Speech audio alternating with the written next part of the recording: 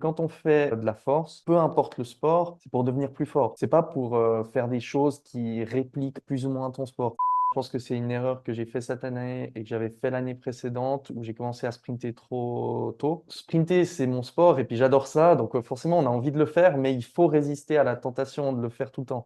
Puis après, tu arrives le jour de la compète, tu fais 250 à bloc à 1,11 le premier, peut-être parce que tu es chaud, puis c'est le départ, puis tu veux être devant toute la course. Et puis après, tu as fini tes 250, tu dois changer, tu as fait un effort max, quoi. Tu n'arrives plus à bouger, tu n'arrives plus à te lever, à sortir du truc, quoi. Bienvenue sur le podcast Upside Strength, le podcast qui t'aide à développer tes connaissances et tes compétences dans tous les domaines du sport et de la santé, que tu sois sportif amateur, athlète compétiteur, coach, prépa physique ou kiné. N'oublie pas de t'abonner à la chaîne et bienvenue dans ce nouvel épisode. Loïc, bienvenue sur le podcast. Merci. Comment tu vas? Je vais bien, bien, bien. Super, c'est un plaisir de te recevoir ici, dans le petit studio maison. Avant de commencer, pour ceux qui ne te connaissent pas, est-ce que tu peux te présenter, nous dire qui tu es et qu'est-ce que tu fais? Donc moi j'ai 26 ans et puis je suis sportif sprinter sur rameur indoor. Enfin en français c'est toujours compliqué. Comment est-ce qu'on dit ça? Est-ce qu'on dit indoor rowing en anglais? On dit aviron indoor? On dit rameur? Comment toi tu le décris quand tu parles à quelqu'un en Ben, français? en fait, ouais, en français, je parle moins souvent en français parce qu'en fait, on est dans une communauté où on se connaît beaucoup par les réseaux sociaux et puis on parle anglais tout le temps. Ouais, Mais en français, je dis je fais de l'aviron indoor. aviron Je dis indoor. plutôt ça, ouais. Ouais, et en anglais? Et en anglais, moi, je suis un indoor rower Ouais, sprinter. ouais, ça me parle, ça fonctionne. Donc, c'est ce que tu fais à temps plein? Tu es étudiant à côté? Je suis étudiant, ouais. Et en ce moment, je suis en train de faire un stage à 100% dans une grande organisation sportive. Ok, Donc enfin, je bosse à 100%, quoi. ok. Et à côté, je m'entraîne. Et à côté, tu t'entraînes. Parle-nous un petit peu de ton palmarès, tes records, tes dernières réussites dans le sport. Mes derniers records en date, c'est champion du monde en relais par équipe, donc homme, à Mhm. la Coupe du Monde qui était à Prague en février dernier. Et j'ai fait vice-champion en relais mixte. Et c'est en fait une répétition de l'année dernière. Avec les mêmes équipes, j'ai fait les mêmes résultats. On avait fait déjà champion homme et vice-champion mixte. Ok, bah, félicitations pour ces gros résultats. Tu as Merci. aussi le record suisse sur 500, c'est juste? Ouais, là c'est un petit peu plus compliqué parce qu'il n'y a pas de record officiel. En fait, les records sont tenus par la société Concept 2, Ouais. donc la marque des ergomètres que tout le monde utilise, la référence. Mhm. Et ils tiennent des records pour les États-Unis, surtout, l'Australie, l'Angleterre, mais il n'y a pas de record officiel en Suisse. Ok, Mais à ma connaissance, comme je suis au courant de tout ce qui se fait au niveau sprint indoor, j'ai le record suisse, ouais. super. En combien tu le fais? 1 minute 15,7. Tu sais ce que ça donne en watts? Plus de 800, c'est peut-être 830. Super. Moi, c'est une chose qui m'avait frappé quand j'avais fait pas mal de rameurs il y a quelques années en arrière. Ouais. C'était vraiment la communauté de rameurs indoor et le fait que bah, c'est un monde que je connaissais pas du tout avant. Mhm. Et quand je l'ai découvert, ça m'a vraiment presque surpris de voir qu'il y avait autant de monde qui se donnait dans ce sport et qui se serrait les coudes. C'est vraiment une communauté où les gens se soutiennent beaucoup. Hein, Ouais. il y a beaucoup de positivité. Parlons un petit peu de cet aspect-là. Bah, en fait, c'est un aspect qui est un petit peu nécessaire, je dirais, parce qu'on fait un sport où on est tout seul sur une machine à regarder un écran en hiver dans sa cave, je ne sais où. Donc, c'est un sport un peu déprimant en soi, mais c'est super motivant quand on a des potes et puis qu'on connaît plein de gens via les réseaux sociaux ou peu importe. Et on peut justement se motiver et puis faire la même session que quelqu'un d'autre. Enfin, on a peut-être des gens à son niveau, on peut discuter de l'entraînement. Et puis, il y a aussi plein de challenges online. Là, le dernier en date, c'était les World Rowing Indoor Sprints Mhm. sur 1000 mètres. C'était sur 5 jours la semaine passée, on pouvait le faire. Mhm. Donc, il y a des choses comme ça. Il y a le C2 CTC, peut-être que tu connais, le Mhm. Concept 2 Cross Team Challenge. Ouais. Donc, on fait partie d'une équipe. Et puis, bon, tout ça, c'est virtuel, hein. Il y a des bateaux virtuels qui s'affrontent. Et du coup, on connaît plein de monde comme ça. Et c'est ça qui nous motive et puis qui nous fait continuer et avancer et apprécier. Comment est-ce que tu as découvert le rameur indoor? Quand je devais avoir 15-16 ans, je me mettais pas mal au fitness parce que j'adorais les sports de force surtout. Je regardais l'homme le plus fort du monde, j'aimais, je sais pas, je m'intéressais au powerlifting, des trucs comme ça. Donc j'ai commencé par m'acheter un banc, des poids. Et puis après, j'ai découvert en lisant un peu sur la théorie de l'entraînement et compagnie, parce que j'adore chercher de l'info partout. Et puis j'ai trouvé aussi que on pouvait devenir fit en faisant de l'ergomètre, quoi, et puis que c'était pratique. Enfin, donc, si on a un home gym, on n'a pas besoin d'aller courir, on n'a pas besoin du vélo, tout ça. D'avoir ça dans son home gym, c'est bien. Donc j'ai commencé, je l'ai reçu pour mon anniversaire. C'est le cadeau le plus rentable que j'ai eu de ma vie, je pense. Je l'ai bien utilisé, ce rameur, je l'ai toujours. Donc ça fait maintenant bientôt 10 ans. En juillet, ça fera 10 ans que je l'ai. Tu sais combien de kills tu lui as mis au rameur? Non, il faut que je regarde la mémoire. Et t'as dû le mettre à jour, le changer, enfin, changer des pièces ou le nettoyer depuis, ou il tient toujours la route? Non, j'ai rien cassé. J'ai dû changer peut-être les piles. Ouais, J'ai des amis qui ont cassé leur poignet. ouais. J'essaye encore. J'ai pas réussi pour le moment. Pour l'instant, t'as pas réussi à le Non, casser. non, Mais c'est ça, hein, 10 ans, il est toujours là, il tient toujours. Et ça, c'est assez impressionnant. Ça m'a toujours, j'ai toujours adoré ouais, ça des machines Concept 2. C'est que, ouais, comme tu as dit, c'est un investissement qui est sûr et il sera sûrement là après toi, le rameur. ah, il va Si tu en prends tenir, un petit peu soin, il sera là à un moment. c'est clair. C'est vraiment, il y a pas, on fait pas mieux que ça. Tu te rappelles de tes débuts sur la machine? Qu'est-ce que tu faisais comme entraînement? Qu'est-ce qui t'intéressait? Ouais, alors en fait, je note absolument tout ce que je fais. Donc ça fait, bah, comme j'ai commencé même à soulever des poids avant ça, j'avais déjà un journal d'entraînement. Donc ça fait, je pense que ça fait 10 ans, voire un peu plus, que j'ai absolument tout ce que j'ai fait. Ouais. À part en 2022, je crois, j'ai fait une pause pendant l'été. Je me suis dit, je veux pas trop suivre tout ce que je fais, je veux être plus libre. Bon, malheureusement, du coup, il me manque des trucs, mais j'ai les captures d'écran de mes entraînements quand même, donc je peux refaire l'historique. Ouais. Je commençais par des Tabata, je crois. Mhm. Il faut que je me souvienne maintenant. C'est 20 secondes d'effort et 40 secondes de pause, c'est C'est ça? 20-10 le format Tabata en 20, ouais. général, 8 fois. Ouais. Et tu peux le répéter plusieurs fois à la suite selon comment tu veux. Mais tes premières sensations sur la machine, tu t'en souviens? Je me souviens plus vraiment de la première session que j'ai fait, comment ça s'est passé. Franchement, c'est compliqué. Ouais. Je sais que je faisais ça.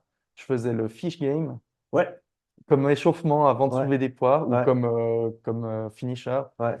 Je faisais surtout ça, vraiment les tout débuts, c'était ça.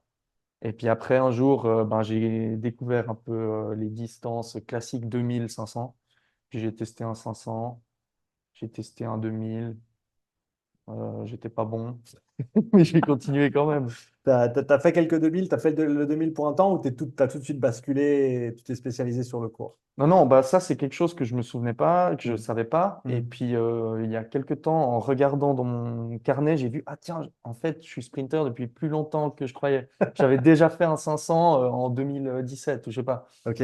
Et puis, du coup, c'est vachement intéressant de voir l'historique. Enfin, c'est pour ça que je conseille aussi à tout le monde de noter tout ce que vous faites. Et puis, parce que c'est vachement intéressant quand on revient des années après voir ce qu'on faisait. Il y a des choses qu'on oublie. Et puis, enfin, c'est super cool de voir la progression au fil des années, quoi. Donc, tu as vu que tu étais déjà sprinter avant. Qu'est-ce Non, j'ai vu que j'étais pas bon, mais que j'aimais ça et que j'ai continué. Mais que tu étais meilleur Peut-être, sur le court que sur le ouais, long. sûrement que j'étais déjà meilleur sur le court que sur le long. Ouais. Ouais. Il y a d'autres choses qui sont ressorties d'avoir revisité ton log. En fait, dès les débuts, je m'entraînais pas si mal que ça parce que quand je vois mes choix d'exercices, c'était vachement basique et puis je Mhm. faisais du deadlift, du squat, du bench, des choses comme ça. Mhm. Mais il n'y avait pas trop de fioritures et c'était déjà, enfin, c'est ma philosophie maintenant. Et puis Ouais. je vois que je l'avais déjà en fait il y a 10 ans, dès les débuts. Ouais. Et puis je gardais tout très simple. Je soulevais des poids lourds, j'essayais pas de faire des séries de 20-25. Enfin, ça, c'est un autre truc qu'il y a dans la philosophie de l'aviron sur l'eau. Certaines équipes nationales font des circuits avec des très hautes répétitions. Bon, ça, on pourra peut-être en parler après, mais c'est Mhm. quelque chose que je j'adhère pas en fait. T'adhères pas et Non, je suis pas d'accord. toi, c'est pas quelque chose qui te réussirait non plus si tu devais Non, faire non, ça. moi, je refuserais de faire ça. Bah, c'est très bien pour parler un petit peu de ça. Quelles ont été tes influences au cours des années, que ce soit sur le rameur, mais en dehors de ça, tu as dit que tu Mhm. faisais déjà du travail de force avant, un peu de powerlifting. Quelles ont été tes influences au fil des années de cette méthodologie d'entraînement et de ta philosophie globale? Les influences, j'ai tellement lu, je pense qu'elles sont infinies, mais il y a peut-être deux noms qui ressortent si on parle de l'entraînement en force, Ouais. du coup. C'est surtout Pavel Tsatsouline, Ça souligne, ouais. j'adore, et Dan John, Ouais. parce en fait, ils ont cette faculté à simplifier beaucoup. C'est pas super compliqué, même si Tsatsouline parle de programmes russes avec des pourcentages farfelus, on ne sait pas d'où il les sort, Mhm. mais quand même, globalement, il reste sur quelques exercices de base, et puis et ça fonctionne beaucoup sur comment jongler l'entraînement en force avec un sport. Mhm. Dan John, c'est quelqu'un qui faisait des lancers, et puis justement, son travail, c'est beaucoup sur comment faire l'entraînement en force qui soit transférable à un sport après derrière. Pour le sport, donc pas Ouais. juste du powerlifting, mais Non, vraiment c'est pas un entraîneur de weightlifting ou de powerlifting, non. la force au service du sport. Voilà. Même si je pense que de toute façon, il n'y a pas, selon moi, de sport-specific training, strength training ou Ouais, des choses comme ça. ouais. On peut pas, enfin, les principes de base restent les mêmes. Et puis, moi, quand je vois des... Après, je peux pas parler de sport dont je ne suis pas spécialiste, mais quand je vois des skieurs faire des squats en équilibre, des choses comme ça, moi, je ne suis pas vraiment d'accord. Parce que quand on fait de la force, peu importe le sport, c'est pour devenir plus fort. C'est pas pour faire des choses qui répliquent plus ou moins ton sport. Et c'est pour ça que, parce que pour devenir meilleur à son sport, on fait son sport, on pratique son sport. Pour devenir plus fort, ben, on utilise les principes généraux qui fonctionnent, qui ont été testés et puis qui sont prouvés depuis des années. Et puis, bah, par exemple, pour l'aviron que je connais très bien, faire des circuits où on fait, par exemple, un bench pull, on fait 50 reps, ça fait partie d'un circuit connu, par exemple, qu'ils font en France. Je ne sais plus le nombre de reps, mais c'est beaucoup de reps. Quelle est la philosophie derrière? Enfin, pourquoi on viendrait faire 50 reps? Pour avoir plus d'endurance, en fait, pas pour faire de la force. Et puis, si on veut avoir plus d'endurance sur ce mouvement-là, bah, qu'est-ce qu'on fait? On rame 10 heures par semaine, comme le font tous les rameurs, quoi. Ouais. Et donc, moi, je vois pas le point de faire des circuits interminables pour, en fait, travailler l'endurance quand on soulève des poids. Après, je sais pas, le risque de blessure, je pense qu'il est quand même plus élevé que quand on soulève lourd.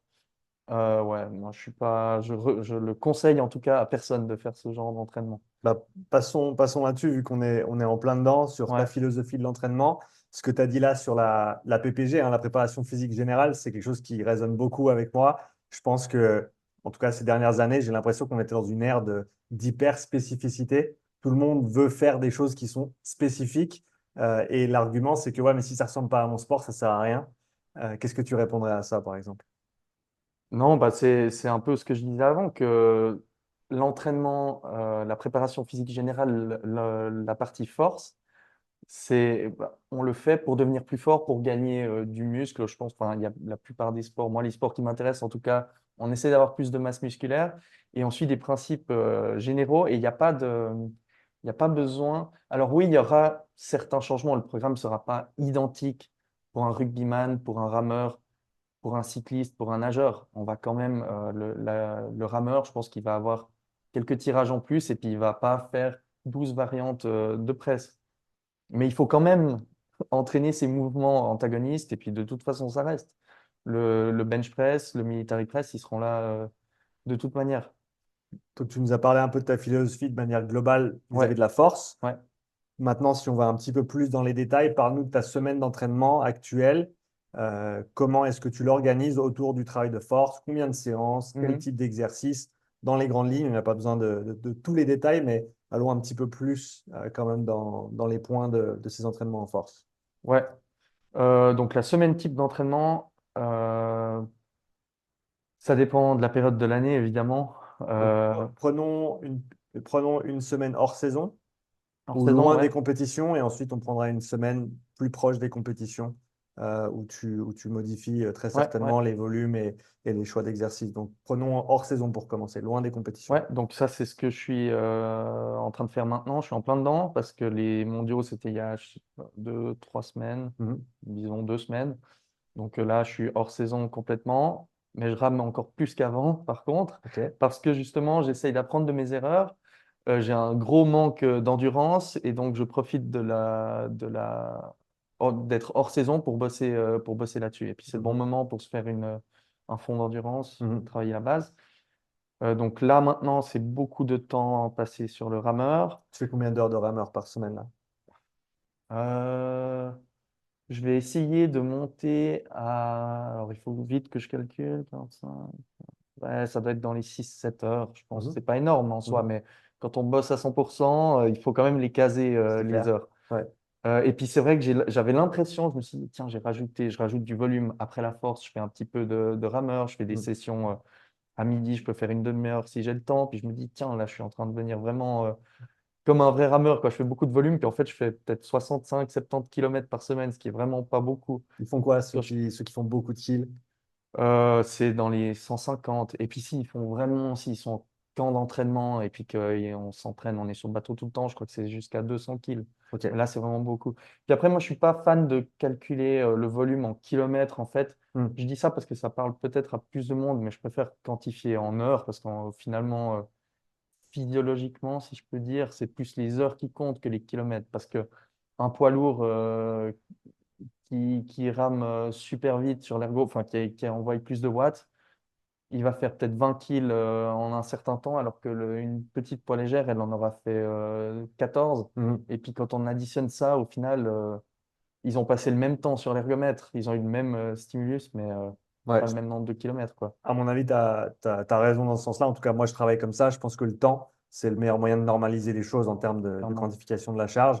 Maintenant, si on parle de, prenons 6 heures pour simplifier à l'heure actuelle, en termes d'intensité, par exemple en difficulté, si on parle de RPE sur 10, comment est-ce que ces 6 heures sont réparties? Est-ce que beaucoup sont faites à des intensités qui sont plutôt faibles?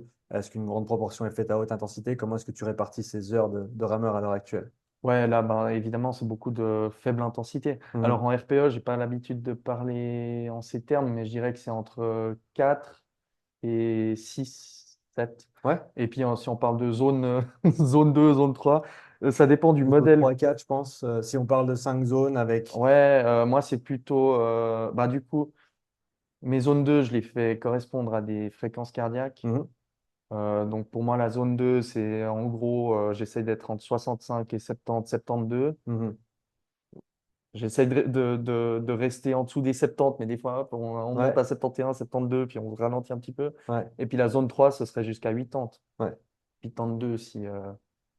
Donc en gros 65, 70 ou bien ouais, 75, 80 pour la zone 3. ouais. Et donc je fais beaucoup de zone 2, aussi je rajoute un peu de zone 3. Et puis après, 1 à 2 fois par semaine, je fais, s'il y a un challenge online, un truc comme ça, bientôt il y a un 2000 mètres pour le CTC, donc je me Ouais, prépare pour le 2000. ouais, Et du sprint, j'essaie de ne pas en faire parce que j'ai pas besoin. J'en ai fait ce week-end parce qu'il y avait les championnats romans d'ergomètre. ouais. Donc j'en ai fait en compétition, mais j'avais pas sprinté depuis les mondiaux. Mhm, Et puis donc ça, et puis pour la force, c'est 2 fois par semaine du full body. mhm. Et puis La séance ressemble à quoi en général? c'est là maintenant, c'est 4 exercices. Donc le premier jour, c'est du squat, du bench, des tractions, enfin pull-ups. Et puis là, je vais mettre quelque chose un peu pour la prochaine postérieure, enfin peut-être des soulevés de terre à une jambe ou bien des.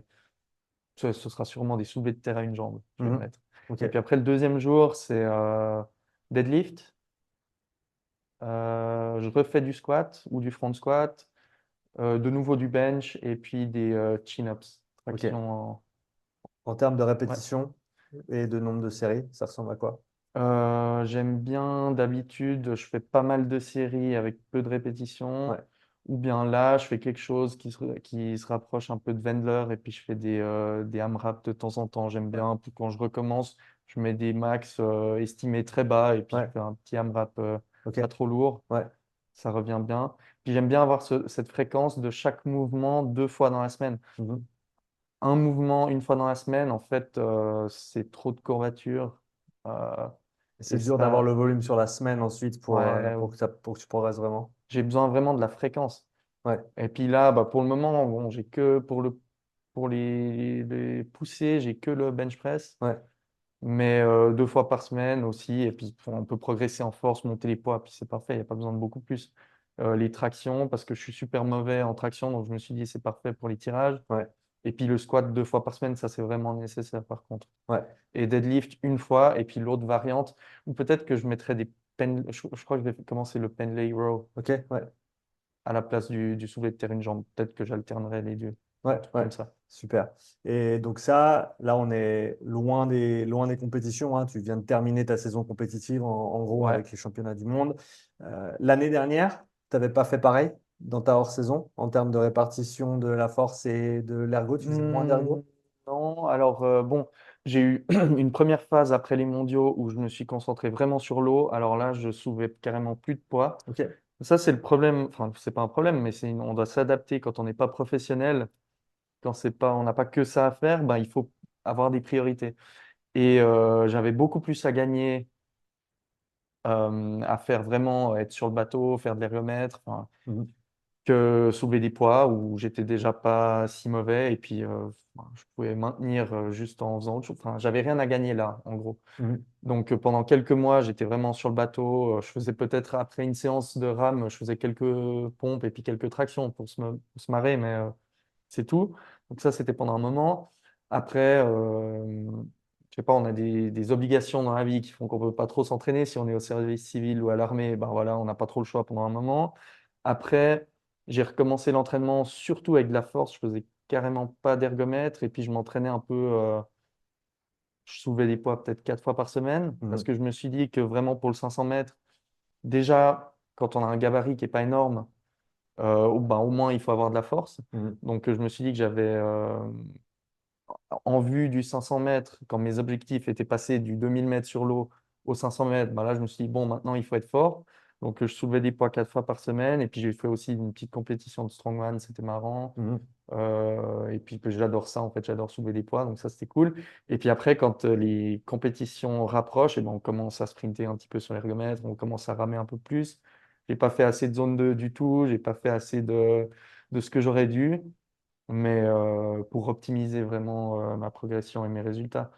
Mais il faut savoir, voilà, en fonction de ses forces et ses faiblesses et du temps qu'on a, ben, où est-ce qu'on va mettre la priorité, quoi. Ouais. Donc, là, on a vu un petit peu ta semaine type maintenant. Ouais, Si tu compares cette semaine type maintenant à ce que tu faisais l'année prochaine, ou l'année dernière, pardon, ouais. quels sont les principaux changements que tu vas apporter à ton approche de la hors-saison cette année par rapport à l'année dernière? Tu nous as dit, hein, tu es allé beaucoup sur l'eau l'année dernière, tu as fait très peu de poids pendant un moment, ensuite tu es revenu sur le lourd, mais de manière générale, quels vont être tes grands changements entre la saison dernière et cette saison qui vient? Bah, ça va dépendre de mes objectifs. Et une fois qu'ils seront clairs, que je sais vraiment, bon, pour cette année, c'est ça, là, je vais pouvoir choisir. Si je veux à nouveau performer, disons, je sais pas moi, le 500 mètres au championnat européen, par exemple, je me dis, Mhm. c'est ça mon objectif. Je vais commencer à sprinter beaucoup plus tard sur le calendrier Mhm. parce que ça, je pense que c'est une erreur que j'ai fait cette année et que j'avais fait l'année précédente où j'ai commencé à sprinter trop tôt. Ok. Bon, sprinter, c'est mon sport et puis j'adore ça, donc forcément, on a envie de le faire, mais il faut résister à la tentation de le faire tout le temps. Donc, je commencerai beaucoup plus tard. Je sais comment sprinter. Donc ça, il n'y a pas besoin de trop de pratique, je pense. Et Mhm. puis de toute façon, ça vient très vite une fois qu'on s'y remet. Et ça demande trop nerveusement au niveau de l'énergie, de la préparation. On anticipe les séances parce qu'on a vraiment... Ça, c'est des séances où on a vraiment envie de performer. On sait exactement les chiffres qu'on veut avoir. Mhm. Donc vraiment, on l'anticipe. On essaye d'être vraiment prêt pour là ou les séances sprint dans la semaine. Ouais. Si on peut repousser ça le plus proche possible de la compétition, c'est mieux. Ouais. Ouais. Ok. Donc ça, c'est quelque chose que je changerais. Et puis, dès le début, et puis sur toute l'année, je garderai beaucoup plus de zone 2. C'est assez chronophage, mais si on arrive à le caser, l'avantage, c'est que ça ne demande pas beaucoup d'efforts en soi. Par définition, c'est de l'entraînement qui est facile, Mhm. qui donne énormément de bénéfices. Je le ferai sur toute l'année le plus que je peux. Ouais. Tu connais bien Vincent. D'ailleurs, c'est Ouais. grâce à Vincent que tu es là aujourd'hui. Ouais. Merci Vincent et salut à toi. Merci, Vincent. Euh, Vincent, lui, jure par la zone 2 également dans son Ouais. entraînement hebdomadaire. Par contre, sa perspective sur le rameur, c'est que la zone 2 sur rameur, ça dénature trop le mouvement parce que c'est trop lent comparé à ce que tu vas vouloir faire sur un sprint Hmm. de 500 mètres, par exemple. Qu'est-ce que tu penses de ce raisonnement-là vis-à-vis de la zone 2 sur le rameur pour un sprinter comme toi? Trop lent en termes de En termes de mouvement, mouvement, en termes de wattage, en gros que ouais. le transfert va pas être suffisant et qu'il a peut-être meilleur intérêt de le faire pour lui sur le vélo, sur un éco-bike, sur d'autres modalités pour compléter son rameur. Mhm. C'est pas faux, mais en même temps, la zone 2, ben, ça dépend des définitions. Moi, je pense que quand Vincent il parle de zone 2, et il a aussi des cadences qui vont avec. Ouais, On n'est pas obligé de faire de la zone 2 à cadence 18-20. On peut ouais, la faire à cadence 25. ouais. Bon, là, c'est encore pire selon lui, je pense, parce que du coup, la force par coup, elle sera C'est encore plus c'est ça. minime. Mais en même temps, ben, on s'habitue à faire ce mouvement et puis on sollicite exactement les mêmes muscles, les mêmes chaînes musculaires. Moi, je pense que ça va. C'est vrai que il y a aussi l'aspect mental qui est important. Et puis Ouais. peut-être que de changer et puis de faire de l'éco-bike, de faire du vélo, ça donne un peu un break, un petit changement qui est bienvenu, même si je trouve que le vélo, lui, il utilise un biker. On Mhm. peut utiliser le biker. Moi, je trouve ça absolument chiant et j'en fais pas du tout. Il y a J'en peut-être ai ce fait un peu. paramètre-là aussi, c'est Ouais, que quand tu t'entraînes beaucoup, à un moment donné, il faut aussi faire un petit peu les choses qui te plaisent. ouais, Il faut voilà. pas que faire ça, mais c'est important aussi d'aimer ce que tu fais. Et ça doit faire partie du raisonnement également. Ouais, tout à fait. Et puis moi, j'adore ramer, du coup, parce que c'est mon sport. Ouais. Donc, j'ai choisi la modalité rame. Et je pense que c'est franchement pas... Je pense que c'est bien. Et puis, ça m'amène à un point, en fait... Enfin, on considère le 500 mètres comme un sprint. Moi, j'ai tendance à pas être d'accord. C'est déjà un peu plus long qu'un sprint. Ouais. Et puis, après, encore une fois, c'est très individuel. Ça dépend du profil des personnes, mais j'ai tendance à penser que pour un sprinter, enfin, un athlète sur le 500 mètres, si d'un coup il s'entraîne pour être bon sur un 2000, il y a des chances qu'il ne soit pas mauvais sur le 500 et Mhm. puis qu'il devienne certainement meilleur. Ouais. S'il a la force, il a le gabarit, il sait comment faire un 500. S'il est fit pour le 2000, il sera vraiment prêt pour faire un bon 500, je pense. Et c'est pour ça, et donc, conséquence, enfin, raison à cela, pour être bon sur 2000, il faut faire beaucoup de zone 2 sur le rameur. Mhm. On ne peut pas faire sa zone 2 sur le vélo. Mhm. Enfin, on peut, mais c'est pas optimal, selon moi. Et, euh, et donc, je pense que faire beaucoup d'entraînement d'endurance, zone 2, zone 3 sur le rameur, faire des efforts VO2 max, enfin, des séries, des choses qui correspondent à un effort sur 2000, Mhm. ça doit faire partie de la préparation du 500. Mhm. Ça ne doit pas que être polarisé de manière sprint all-out Ouais. et puis zone 2. En fait, je pense qu'il faut quand même garder ce qu'il y a entre deux. Euh, Ça ne doit pas être tout au long de l'année, mais ça doit être quand même là assez souvent. C'est une des choses qui est intéressante avec le 500 mètres, comme tu me le disais. Autour du 2000 mètres, bah, il y a Ouais, toute une philosophie d'entraînement, différentes théories, différentes manières de l'approcher. C'est la distance reine en aviron ouais, indoor comme en aviron propre sur l'eau. Et donc, ça a été investigué et testé de multiples manières depuis des décennies. Mais sur le sprint, sur le indoor, il y a pas vraiment de philosophie établie. Donc, chaque participant fait un petit peu à sa manière. Et ce qui est intéressant, c'est qu'on retrouve des approches très, très divergentes, malgré des résultats qui souvent convergent vers ben, les très bons résultats pour les meilleurs comme vous, mais malgré tout, des philosophies qui peuvent différer assez ouais, largement. ouais, ouais, ouais. Euh, bon, du coup, on a pas mal de théories de l'entraînement sur le 2000 parce que, comme tu le dis, c'est la distance reine, c'est ce que tout le monde fait. Même si au niveau de la recherche vraiment scientifique, il n'y a pas énormément, hein, vu que c'est pas un sport non plus hyper populaire, il n'y a pas Mhm. beaucoup d'argent à gagner là-dedans. Pour les spectateurs, enfin, c'est pas un sport hyper populaire, quoi. Donc, mais le 500, c'est pas une distance olympique, on va pas faire un 500 sur un bateau, ça existe que en indoor. Et puis, c'est devenu de plus en plus populaire récemment. Mais en gros, les gens, ils se lancent là-dedans et puis ils voient ce que les autres ont fait. On essaye un peu soi-même, tiens, ça fonctionne, et puis on découvre comme ça, quoi. Mhm. Et, euh, et on peut aller chercher du coup de la théorie dans d'autres sports qui ont des durées un peu similaires. Par exemple, le, le cyclisme sur piste, Mhm. sur 1000 mètres, Mhm. on arrive à des temps aux alentours d'une minute. Mais du coup, Ben, 15 secondes de différence, ça doit aussi faire une différence un peu dans l'entraînement. C'est quand même un effort plus court, Ouais. mais on peut aller regarder là un peu ce qu'ils font. D'ailleurs, C'est un des sports dont tu t'es inspiré? ben, je vais m'y intéresser, je vais aller chercher si je peux un peu des infos là-dessus. Je sais que le meilleur sprinter indoor en ce moment, en tout cas un des meilleurs, il a un coach qui venait de l'équipe nationale de cyclisme sur piste. D'accord. Donc, il y en a qui se font coacher, il y en a qui se font pas coacher, puis qui font tout eux-mêmes. Moi, je Mhm. fais tout, toute ma programmation. Mhm. Je sais qu'il y en a d'autres qui ont des coachs. Euh, donc voilà, un des sports, je pense, qui se rapproche le plus, ce serait le cyclisme sur piste, 1000 mètres. Mhm. Quels autres sports t'ont inspiré au fil des années dans ta manière d'approcher l'entraînement pour le 500 mètres?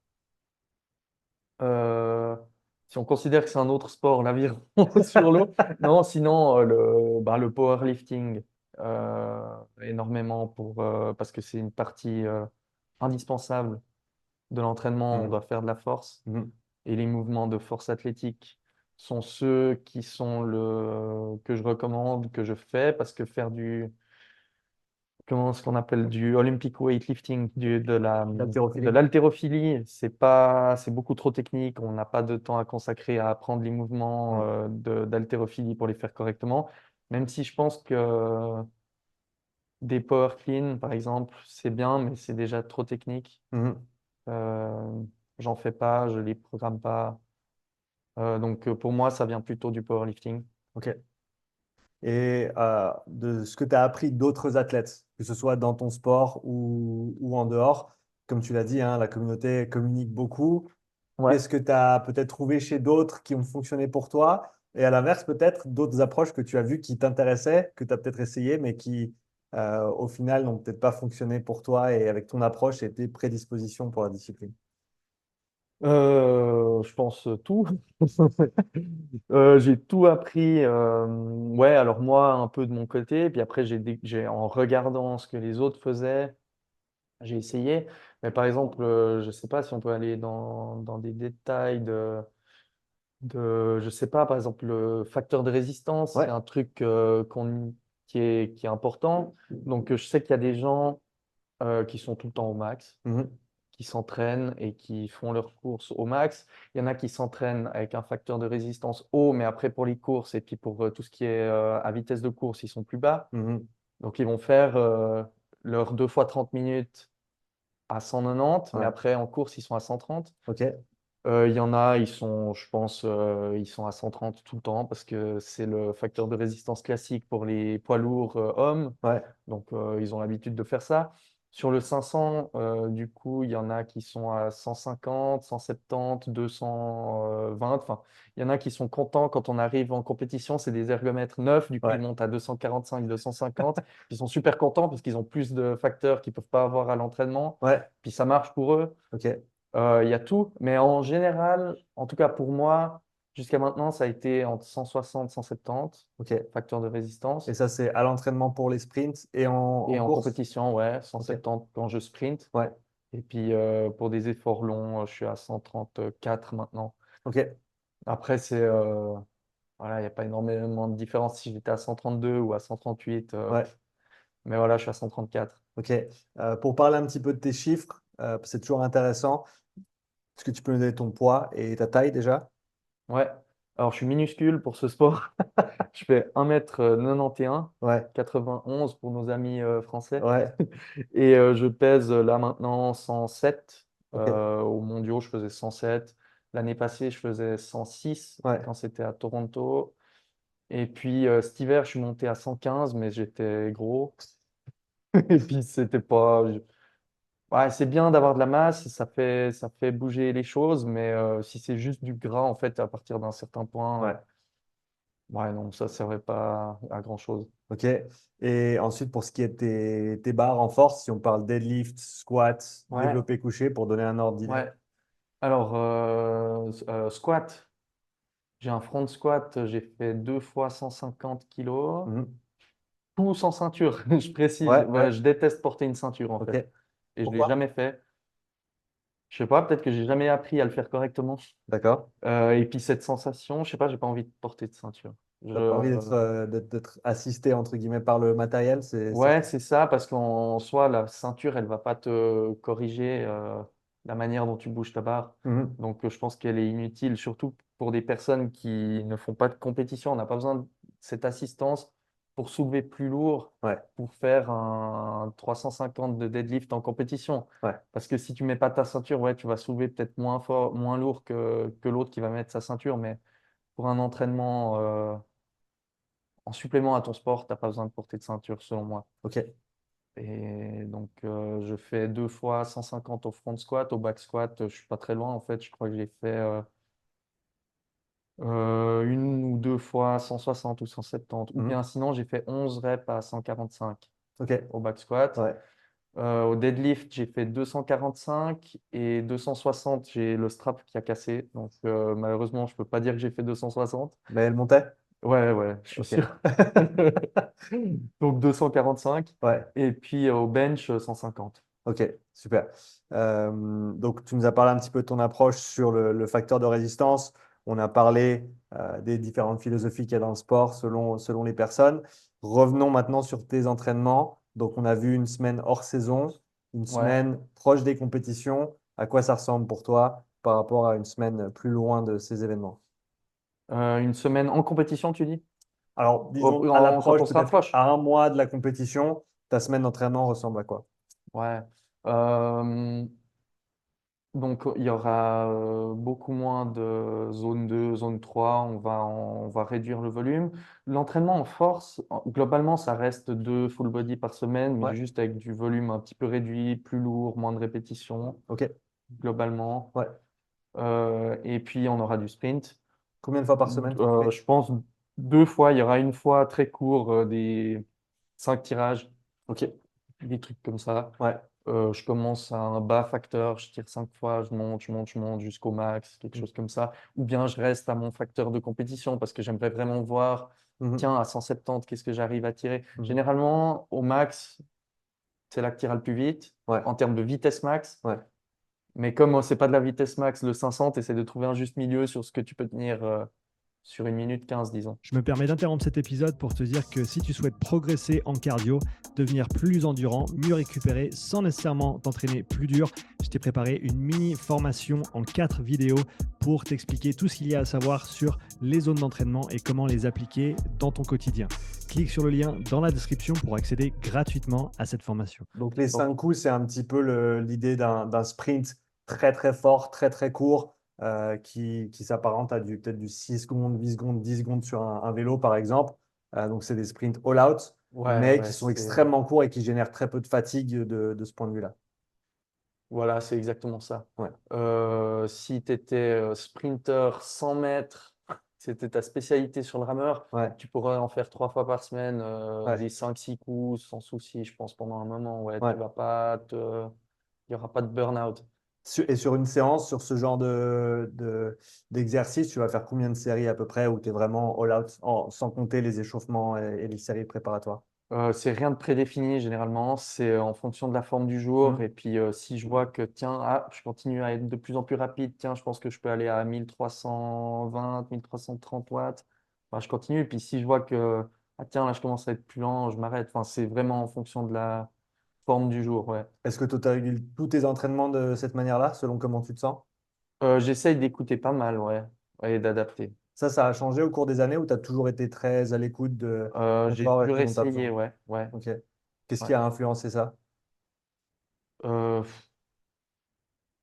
Je sais pas trop. Je pense que, enfin, je trouve ça logique un Mhm. peu de pas essayer de, à tout prix, faire cette session que j'ai programmée si je sais que ça va pas aller.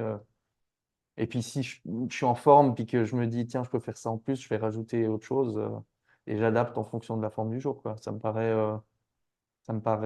normal, enfin logique de Ouais, faire ça. absolument. Ouais. Revenons sur ces 5 coups.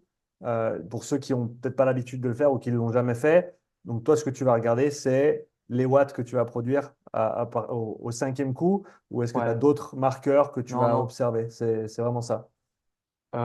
J'essaye quand même de savoir sur chaque coup ce que je fais. Ok. Donc, premier coup, je sais déjà si j'ai bien commencé ou pas. Le deuxième, 3, 4, 5. Et puis, des fois, je fais des séries simplement de 3 coups. Des fois, même, je m'entraîne juste sur le premier tirage. Ok. Donc, ouais, c'est entre 1 et 5 coups. Entre un et 5. Ouais, ça, c'est vraiment le travail de puissance max. Pour les sprints, moi, ça se fait comme ça. C'est des entraînements entre 1 et 5 coups et vraiment savoir premier coup, deuxième coup, troisième coup, où est-ce qu'on est. Mhm. Parce que ça se suit aussi. Si on est bon sur le premier coup, après, le reste vient avec, quoi. Quelle est ta perspective sur un départ de 500? euh, Demi-coup, coup complet? Comment est-ce que toi, tu t'approches ce départ du 500? Alors, pas de demi-coup, pas de bullshit, comme je dis, ça n'existe pas. Il n'y a pas de trois quarts, demi, demi, trois quarts, je sais pas quoi, pleine coulisse. Ça n'existe pas en indoor. Ouais. Ça vient de l'eau parce que Ok. pour des questions de stabilité, tu peux pas commencer à pleine coulisse Ouais. sur un départ. Ouais. Tu attends le attention go ici, et puis tu peux pas démarrer ton bateau comme ça. Sur D'accord. l'ergomètre, il n'y a pas de problème de stabilité, d'équilibre ou Ouais. autre. Euh, on commence, le premier coup, c'est le même que tous ceux qui vont suivre, en gros. Ok. Donc, Ouais. on ne peut pas parler de full slide, de pleine coulisse ou Ouais. peu importe parce que c'est un mouvement de sprint qui n'est pas le même mouvement que sur un 2000. Ouais. Mais en gros, on a la même compression des jambes sur tous les coups. Mais bon, si c'est un 100 mètres, on commence, on a de l'énergie et puis petit à petit, on a la puissance qui repart. Donc, on raccourcit un petit peu les coups. Donc moi, c'est peut-être même inverse. Je commence long et je Mhm. finis plus court parce qu'on monte la cadence et puis Ouais. du coup, on raccourcit le mouvement. Ok. Ouais, Mais un départ, c'est pleine coulisse, full slide depuis le début, tous les coups. Et ils ok. se ressemblent tous. Super. Donc là, on a fait le tour de cette séance sprint court, si on peut Ouais. les appeler comme ça. Ta deuxième séance de sprint à l'approche des compétitions, à quoi elle ressemble? Là, ce sera un truc qui ressemble à l'effort de compète au niveau de la... C'est horrible, ça fait mal, c'est long. Donc, c'est un truc... ça peut être, je sais pas moi, un 3 fois 250 mètres. Combien de repos tu mettrais entre ces... Ça peut... Mais j'essaye de mettre des repos courts parce que moi, par exemple, si je m'entraîne pour un relais, Ouais. on sait qu'on doit faire 2 fois 250 mètres Ouais. chacun. Ouais. Et puis qu'on aura en gros un peu moins de 2 minutes. Donc j'essaie d'avoir des repos un peu similaires. Ok. À quel point, justement, cette approche, elle est influencée par le fait que tu fais du relais ou que tu te focalises sur le relais? Est-ce que tes entraînements changeraient beaucoup si tu partais sur un 500 en indiv? Bah, sur le relais, je sais que j'ai besoin d'être fit sur 40 secondes, pas sur 75 secondes. Donc ouais, c'est un petit peu plus d'entraînement en puissance. Ouais. Et puis moins besoin de tenir cet effort 35 secondes de plus, quoi. Mais bon, après, tu dois le répéter 2 minutes plus tard, mais Ouais. l'entraînement est un petit peu plus en vitesse quand même Ouais. Ouais. que sur un 500.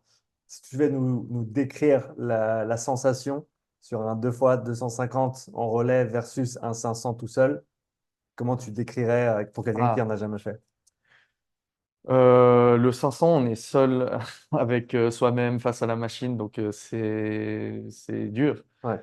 L'avantage d'un relais, c'est qu'on est porté un peu par l'équipe et puis on peut se motiver parmi, on peut se Ouais. pousser, on a envie d'aller plus fort ensemble. Ouais. Le 500, on est vraiment, on est tout seul, quoi. Ouais. Et on peut pas se reposer sur quoi que ce soit. C'est ce que tu fais, tu as le feedback direct. Tu peux pas ralentir, quoi. Il n'y a pas quelqu'un qui va rattraper ou bien toi, tu peux pas, il n'y a pas de stratégie comme ça, quoi. Ouais. Donc, c'est mentalement, je dirais, un petit peu plus dur quand même le 500. Et de toute façon, c'est tellement plus long. Sur un 2 fois 250 de relais, aussi sur les 50 derniers mètres, on va ralentir et puis on Ouais. est en train de mourir sur la fin. Mais mourir sur les derniers 200 d'un 500 mètres, c'est pas la même chose que juste les 50 mètres du 2 fois 250. Donc, le 500, ouais, c'est pire. Et de toute façon, quand tu sprints, tu sais qu'à la fin, tu vas mourir sur la dernière portion de n'importe quelle distance, hein. Ouais. Mais ouais. Est-ce que sur ce genre de considération au niveau psychologique, est-ce que c'est quelque chose que tu travailles consciemment? Est-ce que c'est quelque chose ouais, que tu approches d'une certaine manière pour être prêt justement pour cet état dans lequel tu vas te retrouver à un moment donné? Ouais, c'est quelque chose qui est super important et que je fais pas assez en fait, et Ok. à explorer en fait, parce que c'est vachement important. Euh, mais ouais, je le fais pas assez en fait. La préparation mentale, Tu penses que ça pourrait t'aider? ouais, clairement, bah, comme pour, je pense, à peu près tous les sports de toute façon. Mhm. Et bah, moi, je suis à fond sur la préparation physique, la théorie de l'entraînement, toutes ces choses-là, mais à oublier cette partie qui est en fait vraiment super importante, c'est à quel point tu es prêt à performer le jour J au niveau mental, en fait. Ouais, ouais. Pas que être bon, prêt physiquement à faire l'effort. Il faut encore le faire et pour ça, il faut être prêt aussi mentalement à se donner à 100%. Chose qui n'est pas facile du tout. Donc, il y a cet aspect psychologique où tu penses que tu as une petite marge de progression encore, Ouais, une grosse marge de une progression, grosse ouais. marge. Est-ce qu'il y a d'autres aspects de l'entraînement de manière générale où tu vois que toi, peut-être, tu as un potentiel dans l'année ou les années à venir pour mieux faire, pour aller plus loin, pour explorer différemment? Bon, de toute façon, il y a une grosse progression à faire dans tous les domaines. Sur la portion physique, tu dis? Ouais. Bon, j'ai un énorme déficit d'endurance de toute façon, donc Mhm. c'est là que j'ai beaucoup à gagner, je Ok. pense. Ouais. Quelle différence tu penses que ça va faire sur tes entraînements ou même si peut-être tu l'as déjà ressenti via ce que tu as pu mettre en place, quelle est la différence pour toi de cette endurance, de cette meilleure endurance pour un sport qui est si court au final?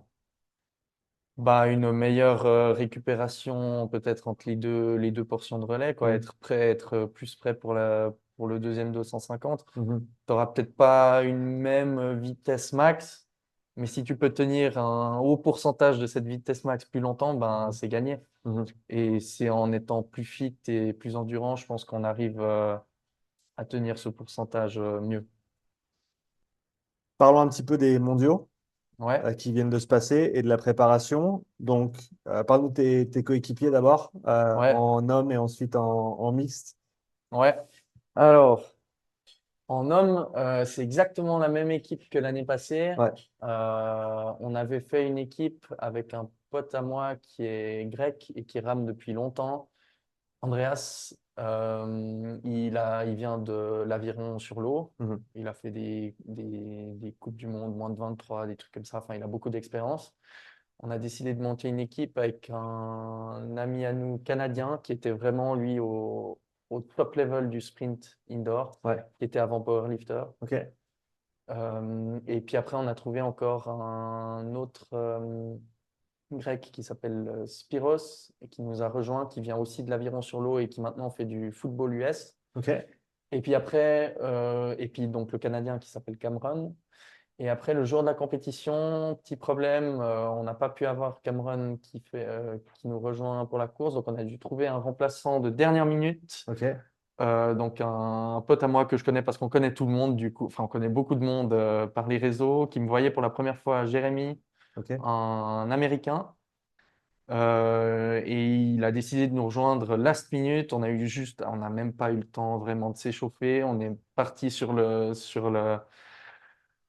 comment t'appelles ça? Sur le lieu de la compète, quoi. Enfin, Ouais, on est entré en scène. ouais, Et puis lui, il était en chaussettes de laine cousues parce qu'il s'attendait pas à faire une compétition, quoi. Il venait là le jour d'avant, le jour avant son 2000, il venait récupérer sa carte ok, d'athlète, quoi. ouais, Et donc, il s'est vite acheté un short de compétition, quoi. Et puis, on est monté. Et puis, on a fait ça. Du coup, on était boosté par l'adrénaline. ouais. Et on a gagné ce relais, quoi. Et bon, on était vraiment chaud. Bon, parce Comment? que en plus, moi, j'avais d'autres courses, mais Ouais, mes deux potes grecs étaient venus que pour le relais. Donc, ok, ils avaient tout à perdre s'ils ne le faisaient pas ou si on manquait quelque chose. Donc, on était vraiment à fond. Et on a décidé de refaire exactement la même équipe cette année. ouais, Et on a de nouveau gagné notre pari, quoi. ça a bien fonctionné. Ouais, ouais. À quoi ça ressemble un 2000 en relais en termes de temps par rapport aux meilleurs temps que les individuels font?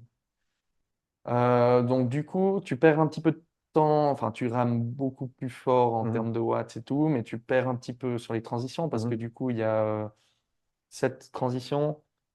Euh, donc, le temps que tu t'arrêtes, que tu passes la poignée et puis que le Ouais, suivant, bah, ça s'est ralenti, puis il faut relancer.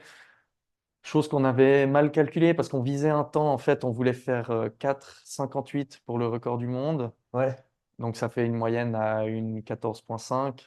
ok, Donc, on pensait tous tirer une 13 en moyenne. Ouais, Et puis, on a perdu un petit peu plus sur les transitions parce qu'en fait, tu fais tes transitions à l'entraînement, tu n'es pas en train de faire un 2000 à bloc oui, comme en oui, compétition. Donc, en fait, tu es quand même assez frais sur les transitions, tu bouges assez vite. ouais. Puis après, tu arrives le jour de la compète, tu fais 250 à bloc à 1,11 le premier, peut-être parce que tu es chaud, puis c'est le départ, puis tu veux être devant toute la course. Et puis après, tu arrives, tu as fini tes 250, tu dois changer, tu as fait un effort max, quoi. Tu n'arrives plus à bouger, tu n'arrives plus à te lever, à sortir du truc, quoi.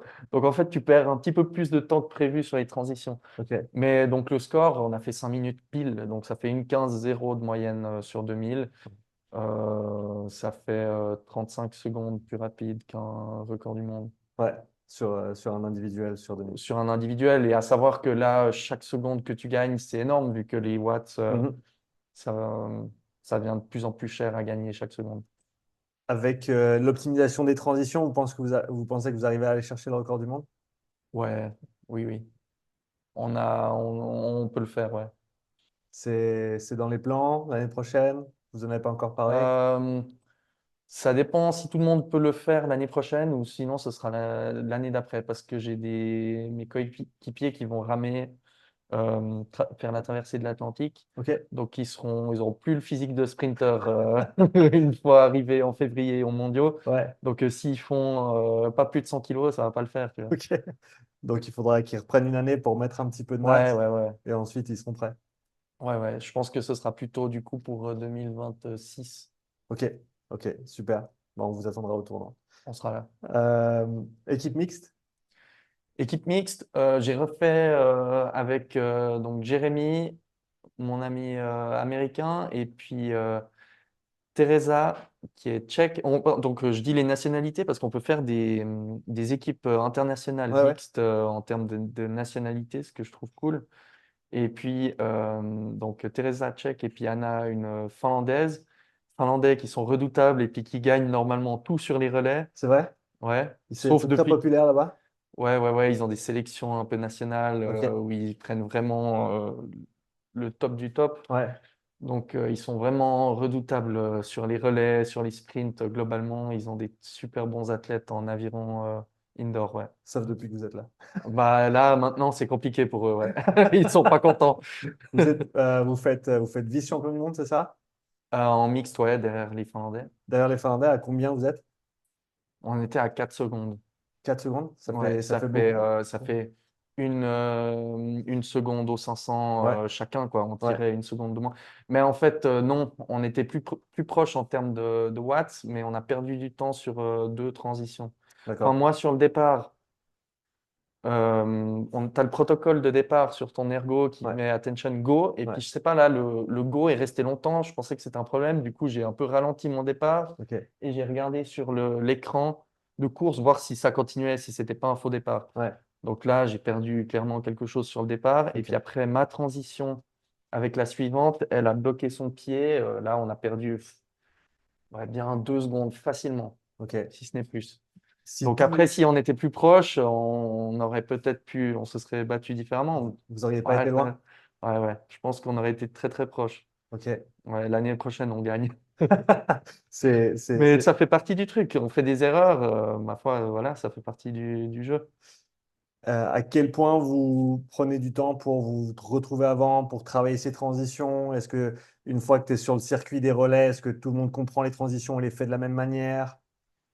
Ah ouais, bah on discute énormément avant la compétition parce qu'on est chacun à gauche, à droite, entre la Finlande, le Canada, les États-Unis. Donc, on discute vraiment de comment faire les transitions. Ceux qui peuvent, il y en a un, il va faire essayer les transitions avec sa femme. Bon, on le fait comme ça. Sinon, on essaye d'être sur place quelques jours avant et puis du coup, on s'entraîne sur place avant. Ouais, Mais c'est là où on a un désavantage parce que les équipes, les Allemands, ils viennent tous de, je sais pas, d'Osnabrück, ils s'entraînent entre eux. ouais, Les Finlandais, ils s'entraînent entre eux. Donc voilà, au niveau transition, ils sont entraînés. ouais. Et nous, ben, malheureusement, on peut pas. Donc, on a l'expérience de l'année passée, et puis, puis c'est comme ça qu'on s'entraîne niveau transition. Très, très intéressant. Est-ce qu'il y a d'autres événements qui t'intéressent dans le rameur indoor, autre que le relais ou le 500? Bah, il y aurait le 2000. parce que c'est la distance. Ouais. Mais comme je suis un peu pourri sur 2000, j'ai pas prévu d'en faire prochainement, en Ok. compétition en tout cas. Donc tu vas rester sur le sprint et sur les relais. Ouais, si, à moins que la zone 2 marche tellement bien là cette année que peut-être qu'en 2025 je serai bon pour un 2000, on sait jamais. Mais là, pour le moment, c'est pas dans mes plans. Super. Euh, parle-nous de tes autres aspirations ou tes autres objectifs à moyen long terme. Tu dois faire du Rameur Indoor encore quelques années. Tu as, d'autres idées en tête? Euh, ouais, de toute façon, je vais continuer d'en faire. Un de mes objectifs, ce serait vraiment le 500 en Coupe du Monde, faire un podium individuel. Donc, c'est vraiment un de mes objectifs. Mhm, L'année passée, j'avais pu faire deuxième au niveau européen. mhm. C'est là que j'ai fait mon 1,15,7. Ok. Euh, Pour aller chercher un podium mondial, il faut quoi comme temps? 1,14 plutôt. Une 14. Faudrait que je passe sous les 1,15, ouais. Et à quel point tu peux concilier le travail pour le relais et le travail pour le 500, ou est-ce qu'il faudrait que tu dédies une saison Non, au non. 500? Donc, pardon, je corrige juste. L'année passée et cette année, c'était quand même 1,15,5 pour faire la médaille de bronze. Donc, Ok, en fait, j'étais pas très loin. ok, Euh, non, le seul problème, en fait, c'est au niveau du timing pendant la compétition. Il y a toujours il y a toujours le 500 mètres avant le relais. Puis ouais, quand on fait le relais, on a envie de gagner. ouais, Donc, si on a un 500 juste avant, et puis qu'on a aussi envie de faire un podium ou de gagner, ouais. ben, c'est dur de gérer les deux. Donc, si tu fais ton 500 puis que tu sais que tu as un relais qui vient juste après, c'est sûr que tu vas pas pousser au max. Mhm, Enfin, derrière, mhm. tu sais que tu as un relais qui va venir, donc tu n'es pas à pleine capacité. C'est Et le puis même après, jour ou c'est c'est le proche? même C'est jour. le même Ça jour. a toujours été le même jour, C'est le matin 500, l'après-midi relais non, ou 2 heures avant. 2 heures? Normalement, le relais, c'est la dernière course de la journée. Ok, Il y a les hommes et puis les femmes en même temps, je crois. Et puis les 500, ils sont avant, pendant l'après-midi. Donc, tu as 2 heures de pause. Donc, si tu fais un 500 à bloc, après ton relais, ben forcément, tu seras pas à 100% non plus. Si tu te bats si les écarts sont de 2 secondes, tu ouais, peux pas te permettre, en ouais. fait. Il te faut combien de temps pour récupérer d'un 500 mètres à bloc? Euh, un moment. Non, un jour. Je Ouais, pense que le lendemain, je serai bon, mais ouais, sur la même journée, c'est pas possible. ouais. Donc il faudrait que tu fasses un choix pour. Ouais, ou que le planning il change, Ok. mais je crois pas que ça va changer. Est-ce que On a ça, essayé. c'est vrai, vous avez fait des Ouais, on demandes a dans demandé, ce mais sens-là? il s'est rien passé. Ok. Mais ouais. Je pense que si le planning. Le problème, c'est qu'on le sait très tard, le planning. Ils peuvent pas te sortir un planning de compétition 6 mois avant Ouais, ou une année. Enfin, ce serait bien de le savoir en tout cas 6 mois avant ouais, si tu veux planifier tes priorités. ouais. Si tu le sais 2 semaines, disons, je pense qu'on le savait peut-être 2 semaines environ avant la Pas plus compétition. que ça? Non. Sur la date, le lieu, etc. Ou sur Non, la date, le lieu, on sait, mais le c'est plus planning le horaire, planning. Ouais, ouais, ouais, pour savoir l'ordre des ouais, courses et puis l'écart que tu as entre les deux, tu le ouais. sais très tard. D'accord. Bon, c'est normal, hein. Mais du coup, c'est très compliqué de s'organiser. Donc, en fait, à toi de savoir avant la compétition. Ouais, En tout cas, personnellement, je dois choisir avant, est-ce que je vais faire la priorité? Est-ce que je fais le 500 ouais. cette année ou est-ce que je fais le relais? Ok. Ouais. Et pour l'année qui vient, là, tu es fixé sur le relais encore pour le moment? Pour le Si, moment, si je sais l'équipe est pas. Je là? serai là. Si l'équipe est là au complet, bon, je pense que ce sera le relais parce qu'il Ouais, faut qu'on gagne chaque année et puis ouais, qu'on reste comme ça. ouais. Et sinon, ce sera peut-être le 500. Peut-être le Mais ça 500. dépend de mes autres objectifs dans l'année parce que là, si je vais essayer d'être plus sur un bateau, Ouais, euh, 107 kilos, c'est pas trop extrême non plus, mais c'est pas assez lourd pour un 500, puis ouais. c'est trop lourd sur un bateau. Ok. Et donc, au bout d'un moment, je pense qu'il va falloir que je fasse vraiment un choix. Et puis, est-ce que je fais 115, 120 kilos pour être bon sur 500 ou bien est-ce que je fais 95, 100 pour être bon sur un bateau? Ça Mhm. fait quand même un gros gap chaque hiver, passer entre 115 Ouais, et ouais, 95. Je pense qu'il ne faut pas faire des sauts de 20 kilos comme ça chaque année. Au bout d'un moment, il faudra faire un choix. ouais. Et là, parce que là, tu aimerais te spécialiser un peu plus sur le. Ou t'entraîner un peu plus sur le bateau? Là, maintenant, je vais le prendre comme ma hors-saison par rapport à l'ergomètre Mhm. et je vais essayer de faire beaucoup plus de bateaux et puis voir ce que je peux faire là-dedans. Ouais. Ok. Et là, Faire pousser le plaisir. ce serait en skiff ou ce serait en équipe? C'est soit en skiff, soit en double. Ok. Euh, Et puis aussi plus sur ce qu'on appelle le coastal, Ok.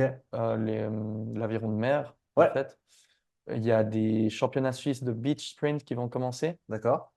C'est une nouvelle discipline olympique, si jamais. Donc, c'est un truc qui est en train de devenir de plus en plus populaire. Donc, c'est une des disciplines de l'aviron. Ok. Euh, c'est intéressant parce que du coup, c'est un effort qui est proche de ce que je fais moi déjà sur l'ergomètre. Parce que tu dois courir à ton bateau, faire 250 mètres, Ouais, tourner, revenir 250 mètres. d'accord. Donc, c'est un effort court. C'est pas Ouais. le 2000 qui te prend 7 minutes et Ok, puis qui ouais. est pour lequel je suis pas bon. Donc, je me réjouis d'essayer ça. Ouais, Et il y a aussi les championnats suisses classiques où c'est 6 km. Tu as d'accord. plusieurs bouées, puis tu dois suivre un parcours, de Ouais, nouveau tourner, faire. ça c'est un peu plus long. Là, c'est long, on est là 45 minutes, je pense. Enfin, ça dépend tout des conditions météo, mais Ouais, c'est super long. ok. Mais je vais quand même essayer. Donc tu vas t'éloigner un petit peu plus du Ouais, sprint, mais ouais, en sachant après aussi que tu auras certainement des clés que tu auras développées, que tu n'as peut-être pas développées les années précédentes pour revenir vers ton sport et voir comment tu peux peut-être mieux faire. ouais, clairement. Et puis de toute façon, c'est hyper bénéfique de changer un peu les choses, de faire autre chose, même si c'est super proche quand même de ce que je fais à la base. Ouais. Et j'espère arriver du coup dans la prochaine saison indoor plus fit, plus endurant. Et c'est tout bénef, moi, je pense. Mhm. Tu penses que ça, c'est quelque chose que les gens font pas assez, s'éloigner de leur sport principal de temps en temps pour changer les choses, pour développer des qualités qui sont peut-être Euh, moins fortes? ouais, je pense que les gens, il y en a pas mal qui ont pas de vrai hors saison, tu vois, d'avoir un mois où c'est vraiment, tu penses plus à ton sport et puis tu fais vraiment autre chose. Mhm. Et puis, mais moi, le premier, je pense que ça arrive à tout le monde. Tu te dis, tiens, je vais perdre tout ce que j'ai mis une année Ouais. à essayer de gagner. Mais en fait, c'est tout bénef. Moi, je pense qu'après, justement, tu reviens plus, plus frais pour tout ce qui est à venir au programme le reste de l'année, quoi. Je voulais terminer par parler un petit peu de ce que tu fais côté coaching aussi. Tu coaches Ouais. une poignée d'athlètes, Mhm. dont quatre qui ont fait les mondiaux à Prague, c'est ça? Ouais, il y en avait trois, quatre. La quatrième, je commence à la coacher maintenant, après les mondiaux. Ok. Comment est-ce que tu approches le coaching, toi qui es très autodidacte dans ta manière d'opérer en tant qu'athlète, Ouais, ouais. c'est toi qui te coach, c'est toi qui écris tes programmes. Comment est-ce que tu commences à encadrer d'autres athlètes dans ce sport? La programmation, du coup, je me rends compte aussi en faisant ça que la programmation pour soi, c'est très différent, du coup, parce qu'on n'a pas ce regard externe, Mhm, c'est un autre regard, quoi, mhm, par définition, de toute façon. J'approche ça, ben, justement, en puisant dans tout ce que je sais qui fonctionne pour moi, mhm. mais aussi en l'adaptant à la personne, parce que chaque personne a un profil différents. Moi, mes forces et faiblesses, de toute façon, seront pas les mêmes que pour chacun de ces athlètes. Donc, j'adapte en fonction de ça, en fonction bêtement du temps que les personnes elles ont, Mhm, de l'accès à quel type de matériel, etc. mhm. Et des objectifs, parce qu'ils n'ont pas tous en fait le même objectif. Ils sont pas tous sprinters 500 mètres.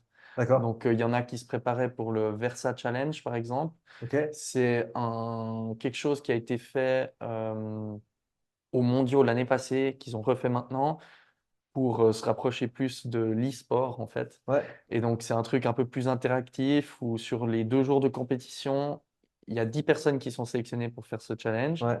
et ils ont 5 épreuves différentes Ok.